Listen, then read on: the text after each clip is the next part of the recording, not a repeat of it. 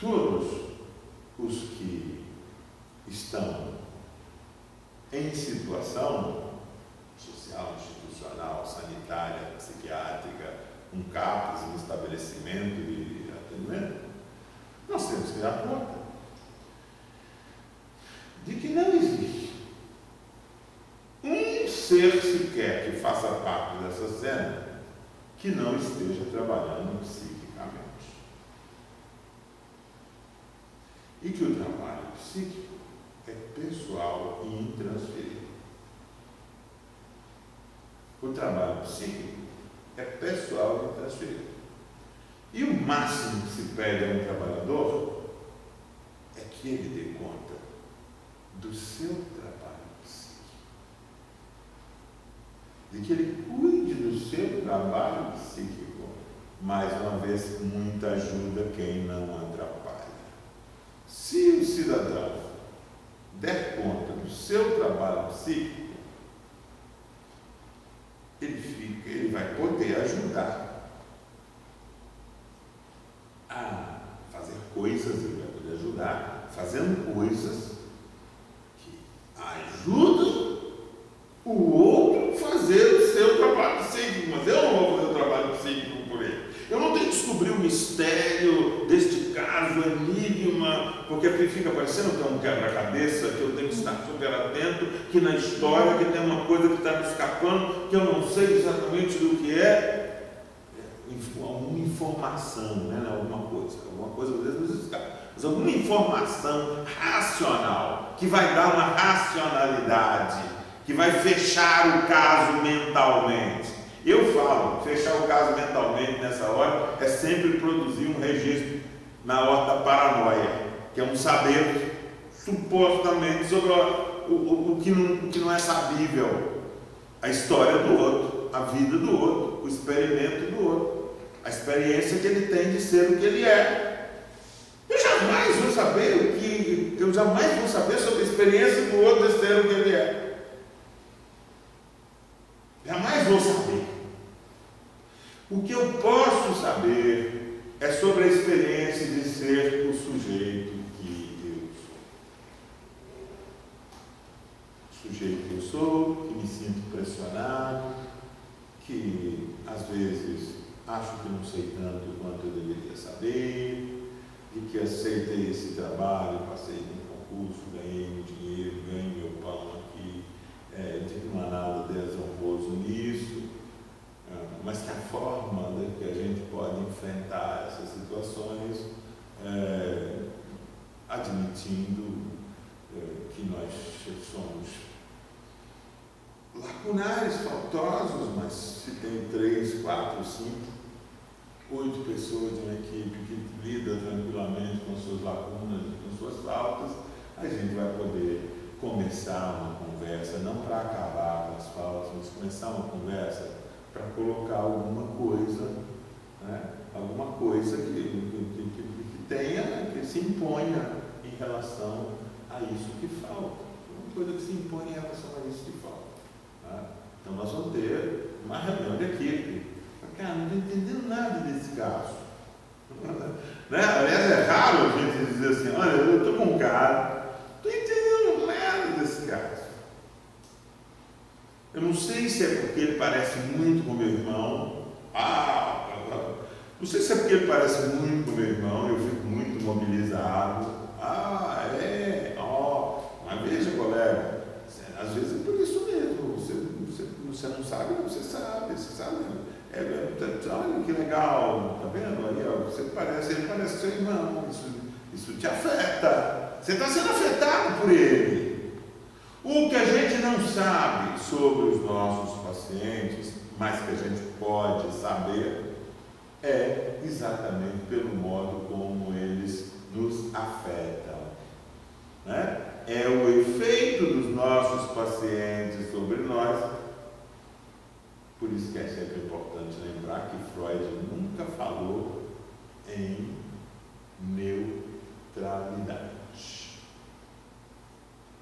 Freud nunca falou que assim, que o analista, o sujeito que cuida, o sujeito que está nessa posição, nessa função, que ele tem que ser um sujeito neutro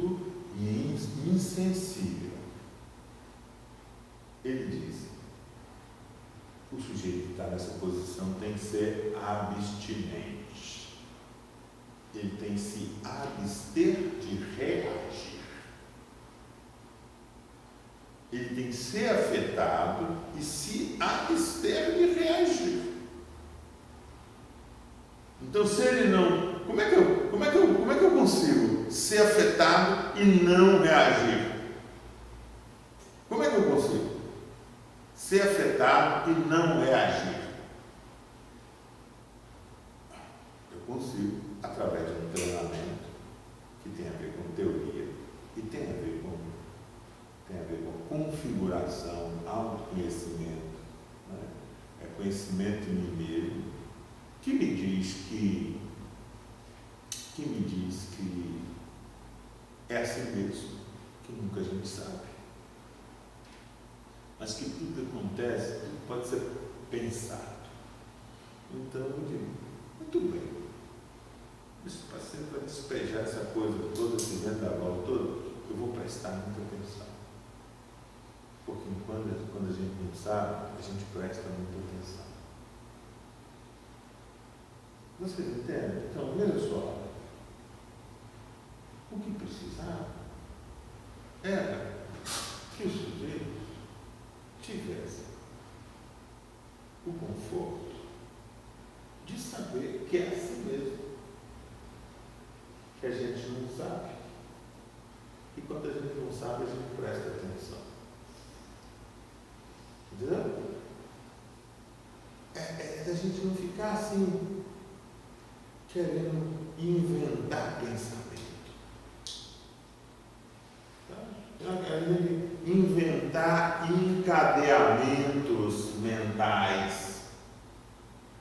Por quê? Porque isso eu posso dizer para vocês, por minha experiência própria. Porque eu acho que quando a gente inventa esses encadeamentos mentais, o que nós estamos fazendo é defesa psíquica. Nós estamos defendendo. Então, tinha uma coisa que eu sempre dei como uma lição dos nossos estágios e tal. Tinha uma coisa que eu sempre dei como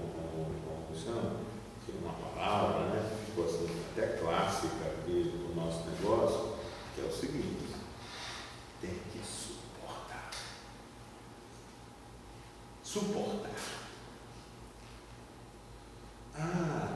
Então quer dizer que o trabalho psíquico que eu tenho que fazer, o meu trabalho psíquico, é o trabalho psíquico para me tornar capaz de suportar o que o outro traz, né? O trabalho para suportar o que o outro traz. Eu digo, parte importante dos desencontros que a clínica produz nos nossos serviços está relacionado com a dificuldade das pessoas, das equipes, dos serviços em suportar a produção psíquica dos pacientes. Curioso, né? O lugar existe para isso. O lugar existe para receber pessoas que têm produções psíquicas que nem eles próprios suportam. Aí existe um lugar, que é o CAPS, onde esse sujeito, né, supostamente leva as suas produções psíquicas que ele não está suportando. E aí ele encontra uma equipe de profissionais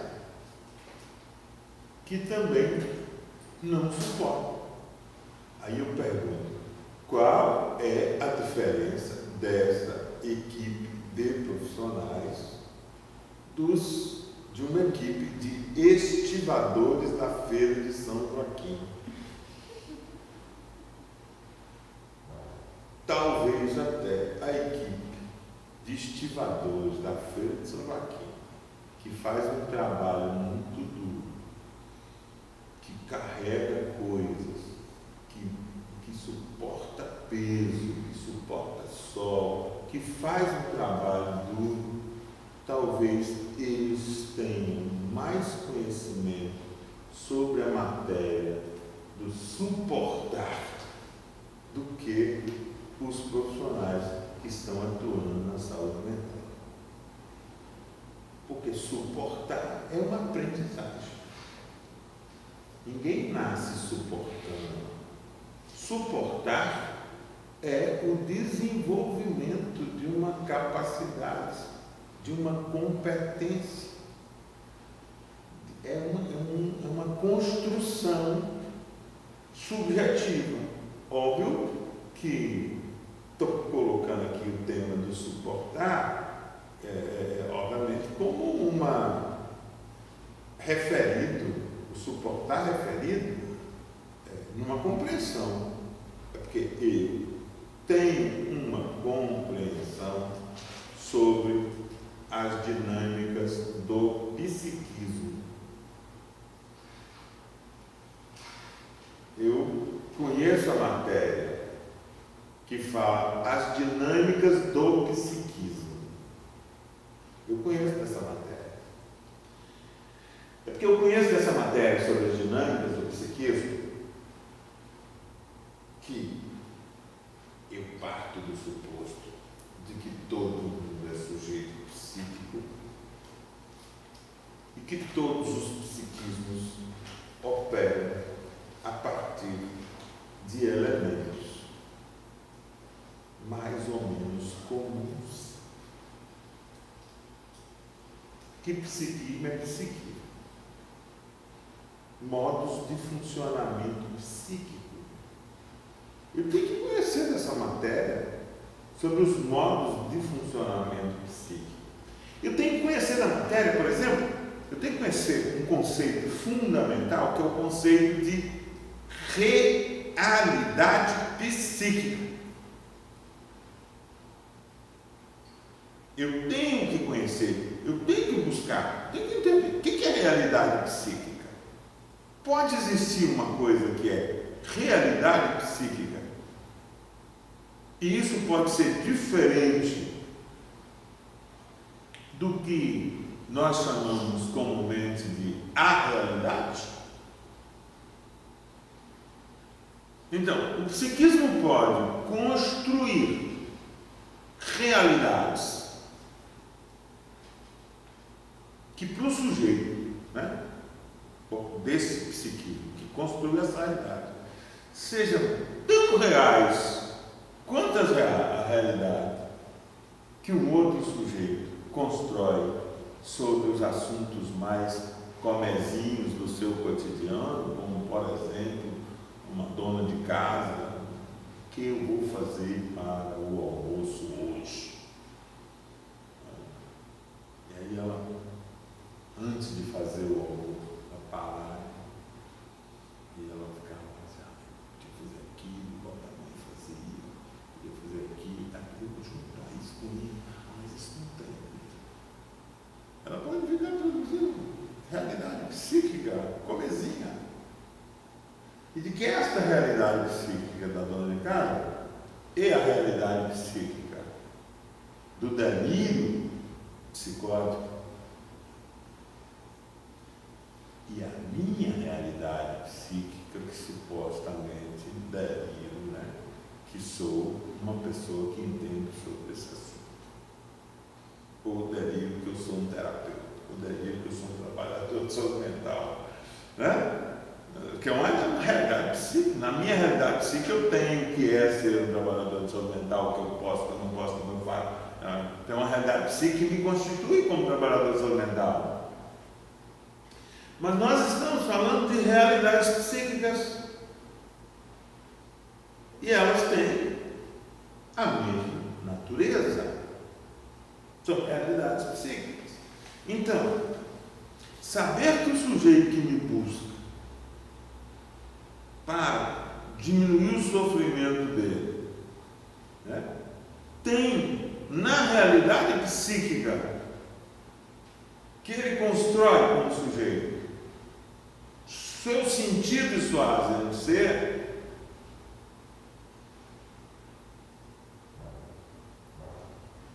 só pode ser possível para um sujeito que se sabe também sujeito psíquico, sujeito do psiquismo,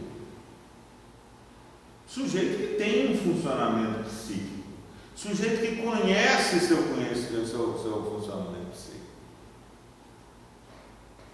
Então, ontem aconteceu uma coisa comigo que foi muito engraçada.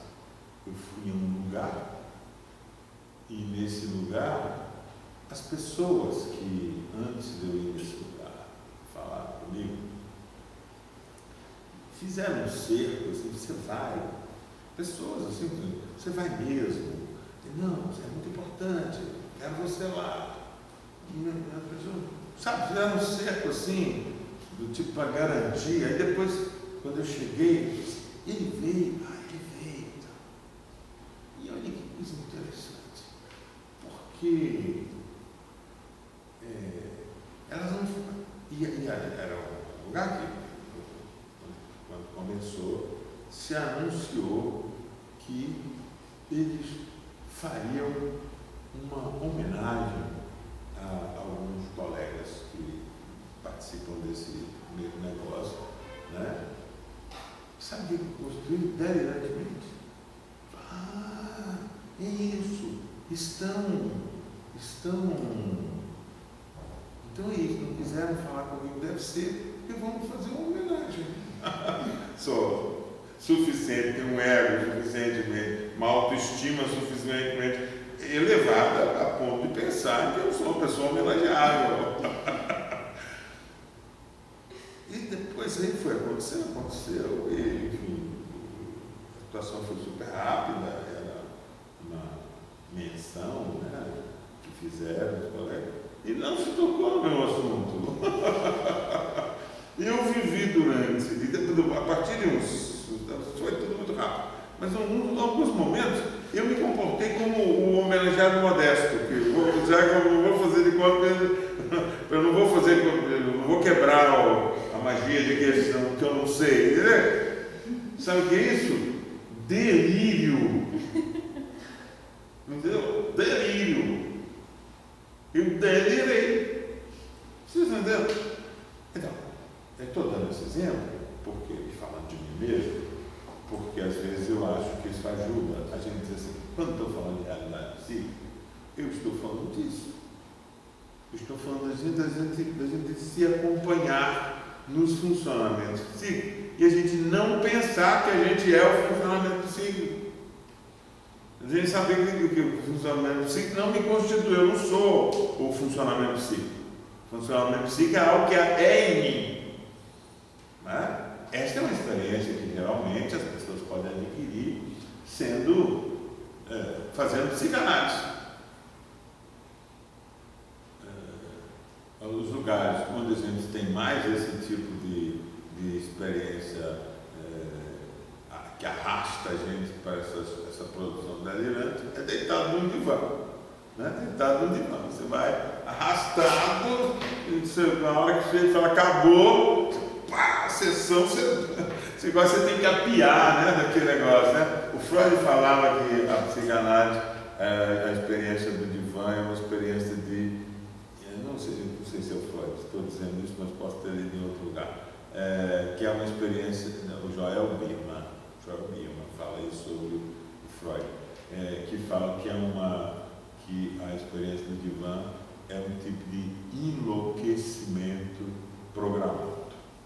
É um tipo de enlouquecimento sob controle, pílulas, né, que a experiência do divã permite. Então, isso é para dizer o quê? Como é que eu posso me dar conta que eu tenho um funcionamento psíquico? Não é fácil. Eu tenho que deduzir que eu tenho um funcionamento psíquico. A matéria da psicanálise ajuda a gente a pensar isso.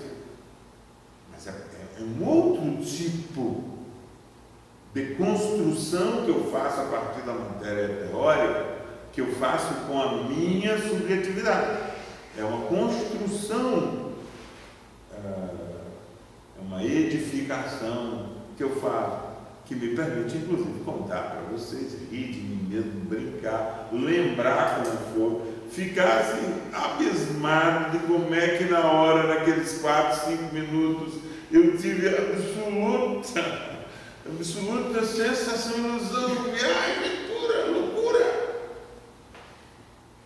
loucura, não tinha nada a ver com a realidade. Eu juntei, então eu que queria ser homenageado, eu juntei aquelas coisas lá, não tinha nada a ver com aquilo. Eu juntei fragmentos. Aí eu sei, possivelmente falo de minha demanda de reconhecimento, alguma coisa, mas é sobre mim. É sobre mim que esse livro trata. Então, essa possibilidade de se saber do sujeito psíquico é se descolar do seu funcionamento psíquico, é adquirir uma posição de anterioridade ou de posteridade em relação ao seu funcionamento psíquico. É você se perceber funcionando psiquicamente, é você ter uma posição de anterioridade, essa ideia de posteridade. Essa ideia é interessante porque ela nos leva ao tema da origem do teatro grego, né? Que Nietzsche escreve a origem da tragédia, né? Que tem elementos interessantes para a gente refletir sobre o que significou para os gregos a aquisição do teatro, a descoberta do teatro, a invenção do teatro, né? A invenção do teatro. Quem é esse personagem que séculos aí, 25 séculos de tradição no campo ocidental vem forjando como uma identidade o ator, né? No sentido de que alguém empresta seu corpo, suas expressões, seus recursos emocionais para a encarnação do personagem. E o sujeito, ele fica nessa hora, ele fica prestando atenção para poder fazer o serviço, né? O sujeito do ator, quando ele está com o personagem, dizem que essa coisa do teatro ainda tem aquela aura e aquela atmosfera de começo, né? de cena ininterrupta, de uma viagem mais comprida, né? Mas e o negócio do cinema e da televisão, que é tudo 3 segundos de gravação, 5 segundos de gravação, 10 segundos de gravação? É assim, é esta expressão do rosto agora, né? Que é assim, que é emprestar mesmo. Empresta agora, é com essa emoção. Empresta aí. O sujeito com essa emoção. Então, eu uso às vezes essa metáfora do teatro, porque ela pode ajudar alguém que trabalha nessa área da saúde mental a se pensar em relação à realidade psíquica, né? Que é o que a expressão é uma clivagem psíquica, uma separação, uma clivagem psíquica, onde você, ao mesmo tempo, está presente na cena e, ao mesmo tempo, observa a sua presença na cena, né? É isso que o ator faz, né? Ele está presente na cena, atuando com as emoções e, ao mesmo tempo, ele presta atenção. Presta atenção no que está acontecendo, para inclusive dirigir a parte dele que está emprestada para o personagem, para que ela possa ser mais fiel ao personagem. Então, eu penso que com isso a gente vai introduzindo também o tema de como é esse preparo para isso. Espero com essas ideias aqui, né? Renata está gravando, a gente vai botar isso depois à disposição. Espero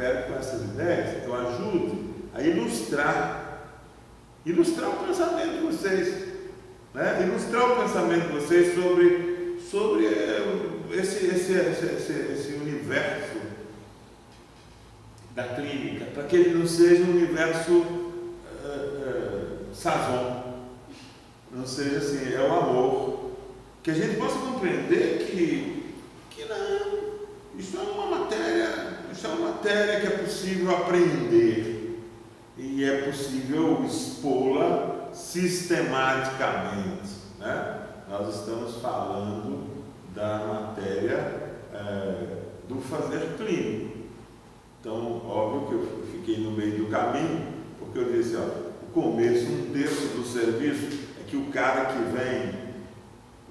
vem já acha que você vai diminuir o sofrimento dele. 1/3 do serviço está pronto.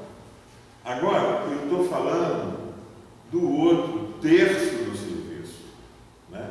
Eu estou falando do terço do serviço, que é de você ser capaz de estar presente e receber essa expectativa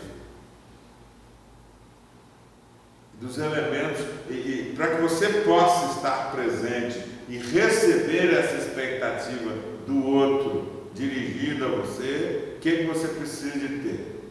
Você precisa de ter essa construção, você precisa de ter essa ideia sobre a realidade psíquica, você precisa estar desidentificado de si mesmo, do seu imaginário sobre si mesmo.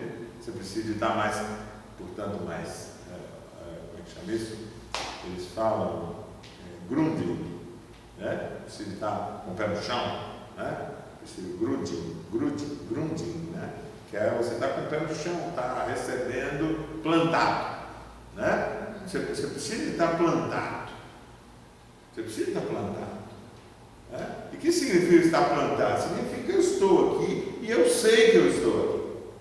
Eu estou aqui onde eu estou. Eu sei que eu estou, eu sei que aqui é um serviço, eu sei que aqui a minha função é essa, eu sei que chega gente doida, eu sei que eu vou receber loucura. Eu preciso de estar plantado, né? Eu preciso de estar presente. Eu preciso de estar atualizado em relação às minhas fantasias, meus medos, meus receios. Eu não posso estar displicentemente passeando aqui. É mais ou menos assim. A hora que o diretor fala assim, ação! Ele tem que estar pronto. Né? Ele pode tomar um cafezinho, conversar com os colegas lá, mas aí ele vai gravar e fala assim, opa, gente, espera aí um pouco. Ele sabe, ele se concentra um pouco, né? E a hora que ele se concentra um pouco, depois ele fala assim, você agora, aí ele vai para lá. Aí ele já está mais concentrado, mais tenso, mais na coisa. E a hora que o diretor falar ação, ele é todo aquilo que ele está fazendo.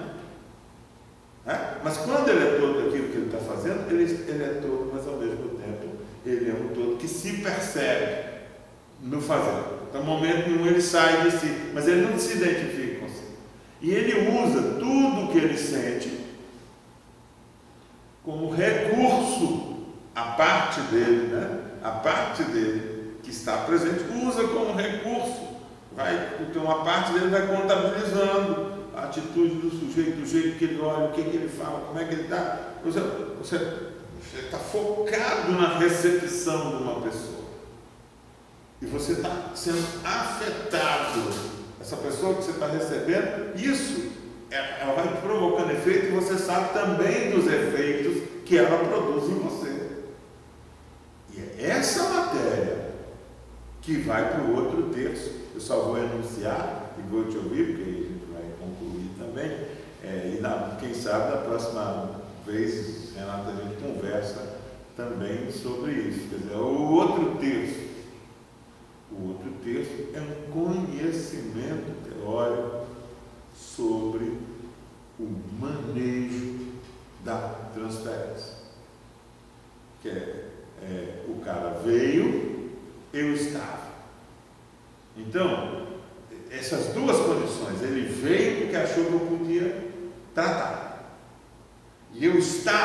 e eu também acho que eu posso tratá-lo. Eu também sei que eu tenho que saber que de fato vai acontecer aqui alguma coisa e que com o saber que eu tenho, certamente eu vou ser capaz de tratá-lo, né? Aí vem assim o conhecimento sobre a matéria da psicose, sobre a matéria da progressão, sobre a natureza do tipo de funcionamento psíquico que esse que vem tem, sobre o que esse tipo de funcionamento psíquico exige de alguém que pretenda tratar, de alguém que tem esse tipo de funcionamento psíquico. Então é um conhecimento sobre a realidade específica do quadro que eu estou recebendo. É uma drogadição, é um quadro de drogadição, um sujeito com a história de drogadição. Eu estou recebendo um sujeito psicótico, estou recebendo um sujeito.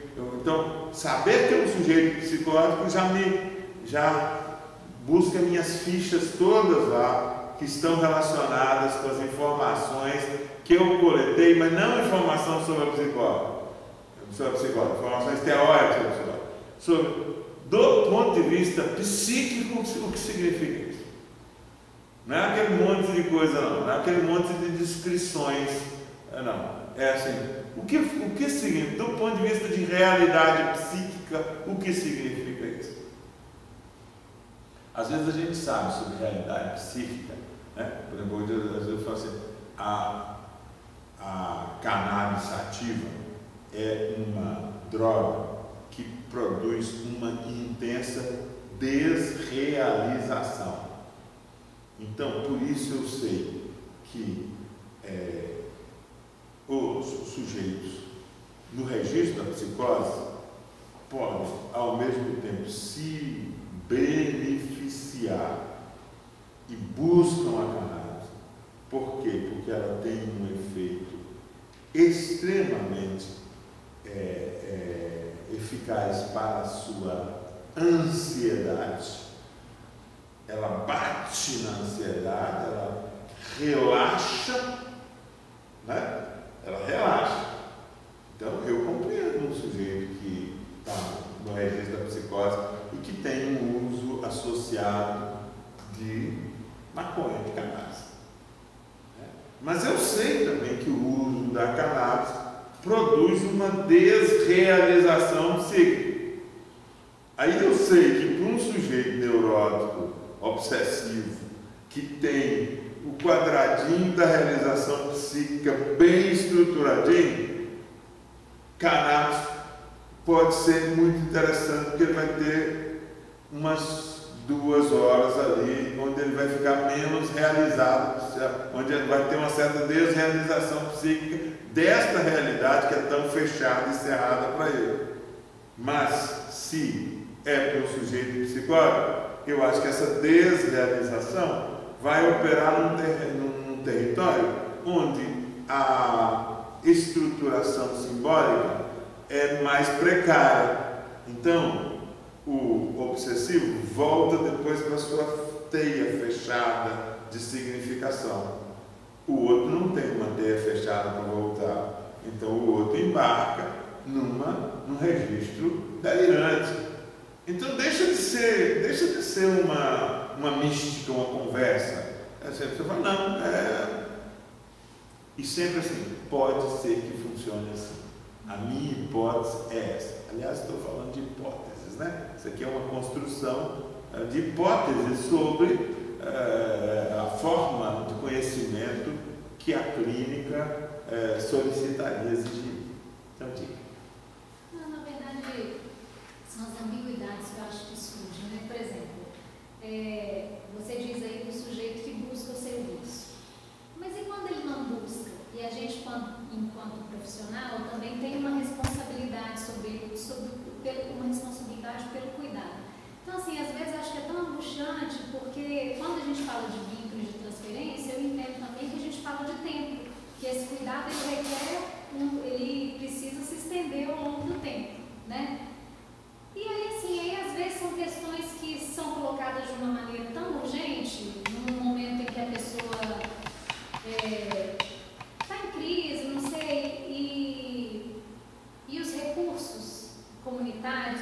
recursos são tão poucos. E aí, assim, como lidar? É difícil porque, assim, às vezes parece que você não tem esse tempo, esse tempo é muito curto. Então, assim, até esse tempo para estabelecer um vínculo, esse contato inicial, assim... Ai, tá bom para entender? Assim, eu acho que isso é uma angústia minha, né? Porque, assim, ao mesmo tempo, deveria ser uma responsabilidade sua também da equipe, mas como fazer? Né? Acho que esse, às vezes, o como fazer nesse momento seria somente um momento de internação, só com a internação resolveria e depois você vai tentar estabelecer um vínculo depois disso, depois que passar essa crise, mas aí parece que isso também se perde depois, ou não necessariamente passa por essa internação, sabe? São assim, umas questões que...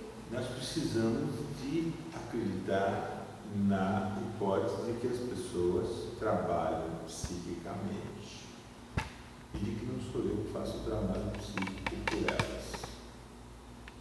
Não faço trabalho psíquico por elas. Então, o que eu faço se eu não faço o trabalho psíquico por elas ou delas? Né? Se eu não faço, o que eu faço? Eu faço, efetivamente, eu suporto esse sujeito. Mas para suportar esse vínculo já precisa. Não preciso não. Suporto o sujeito. Aliás, se eu quero sobre isso, vamos possivelmente conversar um pouco mais sobre esse tema do vínculo. Não. Eu me comporto. Pode ser no meio da rua, pode ser um doido tirando pedra no meio da rua, bravo, gritando, vociferando. Como que a gente faz? Não tem fórmula. Não tem fórmula que não seja a gente se dirige ao sujeito.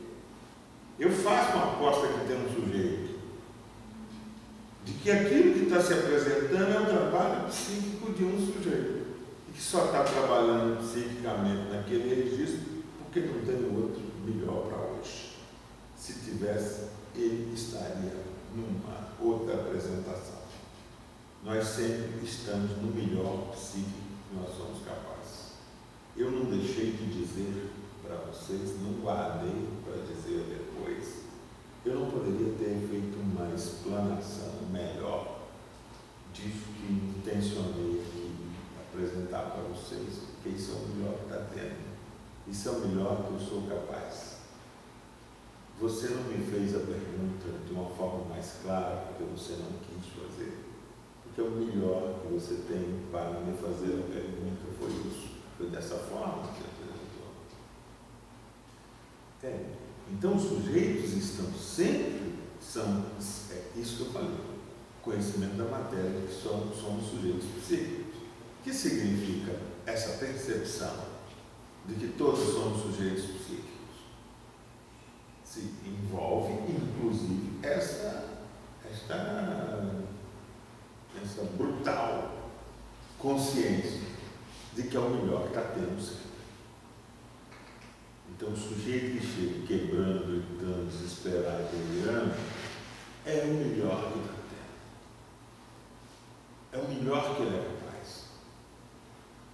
Esta é a produção psíquica. E eu vou te dizer uma outra coisa fantástica.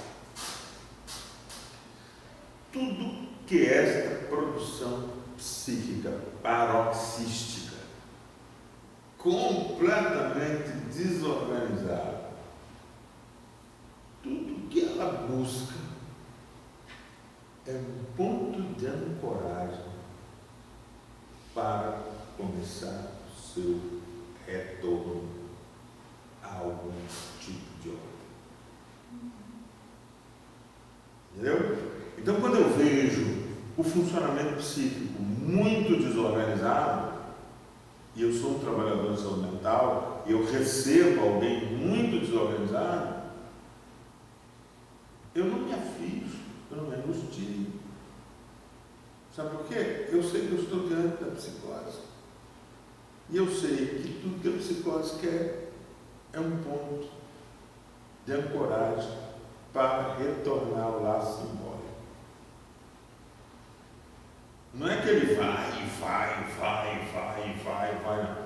Ele só vai, parece, né? Parece que ele está indo para o poço sem fundo e que ele vai arrastar tudo que está junto com ele para um poço sem fundo. Ele não está indo para o poço sem fundo, ele está tentando retornar à tona. Aquele movimento, aquela desorganização, aquele quadro é uma tentativa de retorno ao registro simbólico, ao pertencimento ao mundo da palavra, à comunicação, à interação. É isso que eu falei que talvez eu pudesse falar um pouco mais da próxima vez, quer dizer, que é um pouco sobre assim, quando eu digo é psicose, a que eu estou me referindo? Porque tem algumas, eu falo, né, tem algumas crenças, tem algumas hipóteses, talvez seja melhor dizer assim, tem algumas hipóteses. A hipótese é que o sujeito quer se expressar no registro do compartilhamento simbólico para ser com o outro. Nós só não somos com o outro porque não podemos. Quando não podemos. E a ambição de quem perdeu o nexo, o sentido, a lógica, a capacidade da interação, da comunicação, porque ele fala uma linguagem de que as pessoas não acessam, de que tudo que esse sujeito busca é o resgate da possibilidade da expressão. Não vejo uma produção. Os sujeitos produzem sintomaticamente, nós produzimos sintomaticamente. Por quê? Porque nós precisamos produzir sintomaticamente. Não é por luxo, né? O Guimarães Rosa tem uma frase que é assim: sapo não pula por boniteza, mas por precisão. Então, mais ou menos isso. O psicólogo não delira por boniteza, mas por precisão. É da ordem de não conseguir outra coisa que não seja isso. Mas é que às vezes pode ser insuportável, né? Aí assim, pode se colocar até diante do... Mas veja, o que será insuportável se não perceber que aquele lugar, aquele serviço, aquele profissional, aquilo no qual ele deposita a expectativa de que vai lançar uma boia para ele, é o lugar que o afunda mais na confusão. Entendeu?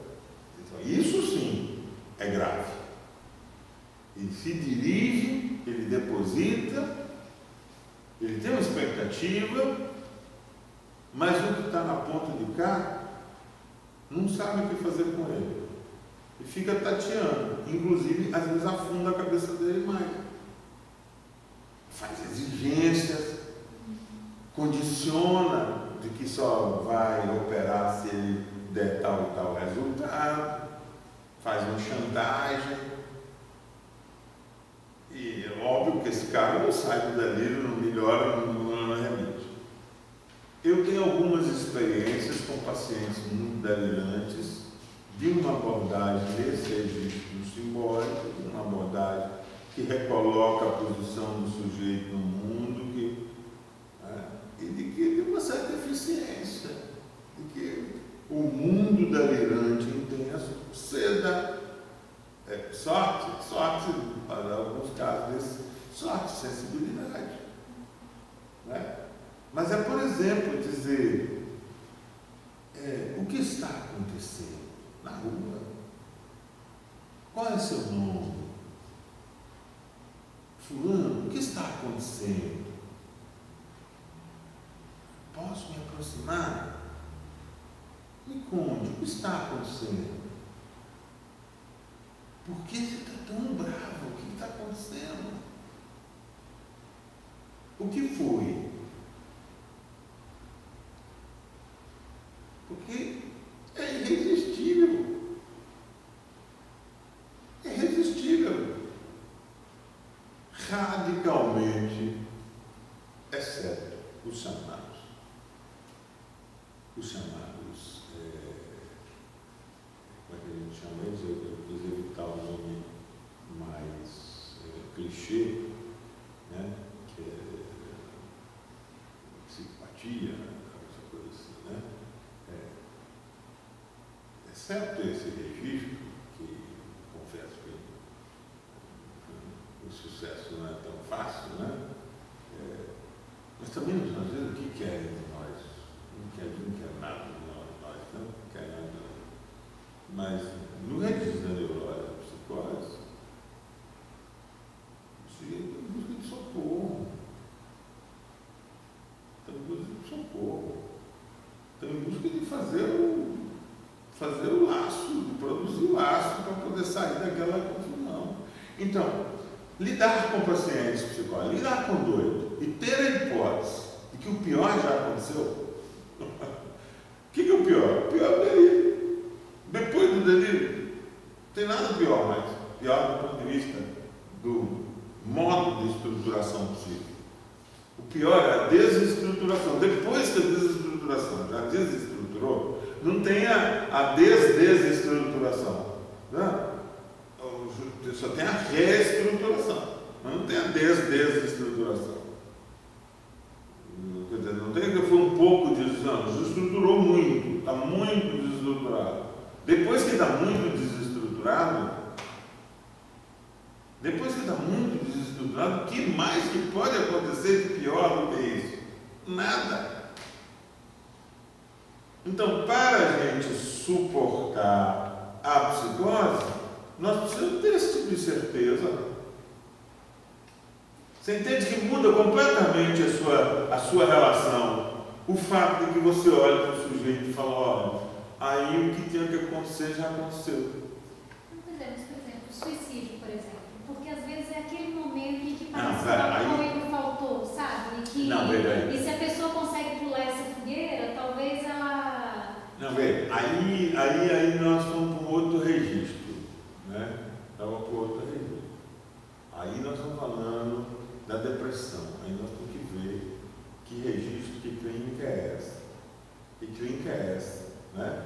Que clínica é essa que leva as pessoas a um poço desse tipo? Né? Mas aí nós estamos falando talvez de um registro da falência neurótica radical, né? Que não tem a ver com a psicose. Não tem a ver com a psicose. Você pode ter um sujeito psicótico que suicida. Suicídio por puro impedimento. Mas não é um detalhe. Não é porque você não deu a palavra. Acontece assim. Fenomenicamente foi assim. Você foi o profissional do CAPS que disse, fechou a porta na cara dele e falou, não posso fazer nada. Aliás, tem um caso emblemático com o CAPS da rua Itabela, em São Paulo, em que um dos pacientes do CAPS, do primeiro CAPS do Brasil, que depois que ele passou a ser comandado por um OS, né? Não sei se o governo Serra, acho que o governo Serra passou a ser comandado por um OS, um paciente que era, enfim, típico nos nossos, né? Um caso rico, do ponto de vista do dinamismo, né? Ele foi disciplinarmente impedido de entrar no CAPS.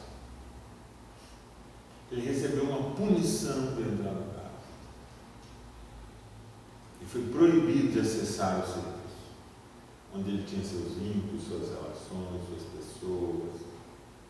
Ele ficou rodando ali ao redor do serviço por uma semana. E depois ele caiu pulou, aí a história fala assim, mas tem que saber se não foi alguém que jogou, mas a hipótese de suicídio não é possível. Isso, o suicídio ele perde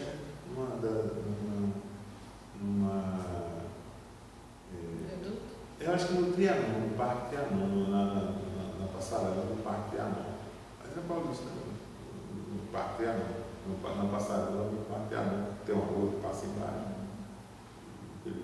Foi ligado para o carro, mas você ficou falando. Aí você tem as histórias, Eles têm a história. Mas não são essas que estão impedindo o nosso cotidiano de funcionamento. Eu acho que o que eu tentei descrever fala mais do que tem da dificuldade. Nossa dificuldade está sendo com esse outro tipo de acesso. É porque eu acho o seguinte, por exemplo, da minha experiência, o que eu vejo é o seguinte: parece que quando os casos ainda são, tipo assim, enquanto as pessoas estão sofrendo de uma maneira que não incomoda o outro, esse caso é invisível, entendeu? Então, assim, ele não é trazido para se discutir, ele não. E aí parece que a coisa só aparece quando ela já tem uma dimensão que. Mas eu acho que no nossos serviços hoje, esses casos estão hipermedicalizados, tá certo? Super drogados, e estão mantidos talvez como problematicamente, mas estão mantidos como não problemas. Entendeu? Ah, tá, Esses caras estão mantidos como não problemas porque aliás, assim, eles nem constam, eles estão lá, são coisas, objetos. Pagam, são bonzinhos, vêm, fazem oficina, aquela coisa monota e tal, ou então fica no canto e tal, retraído. E aí, lamentavelmente, o nosso serviço não tem a sensibilidade, entendeu? Aí não é suportar, aí é negligenciar, né? Aí são negligenciados.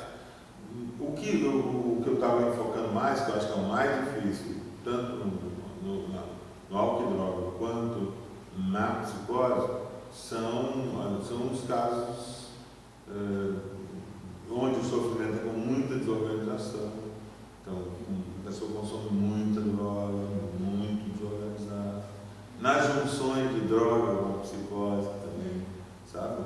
Punk, sabe? E aí manda internar, chama o SAMU, leva, tem que desintoxicar,